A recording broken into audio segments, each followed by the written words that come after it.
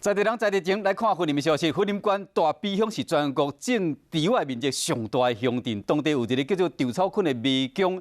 进入内底会使闻到稻草的香味，嘛会使翕到真水的相片。这个迷宫占地偌宽呢？有666坪。咱乡亲若想要过关，若无详细研究路线，佫真正会找无路。这个有稻草的，等我一下。四界拢是一根一根的稻草梗迷宫，佫会使闻到稻草的香味。不过千万唔通过来翕相，因为迷宫有666坪，无详细研究，真正会找无路。找无路啊！看你绕不出去哦。组长，半个小时你绕不出去。用600个直径1.2公尺的稻草梗做的迷宫，就伫云林县大鼻乡。大鼻乡种稻的面积超过3600公顷，是全国冠军。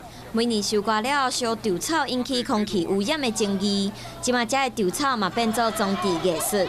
稻草梗迷宫嘛对12月26号开始开放，予民众来体验。这个比较不起眼的东西，把它变成黄金啦。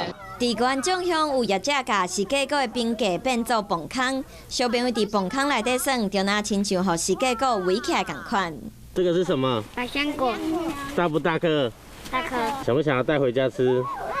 会使闻到稻草的香味的稻草梗迷宫，阁有青色的石秸果崩坑。大朋友、小朋友直接透过游戏，拢会使感受到农村的趣味。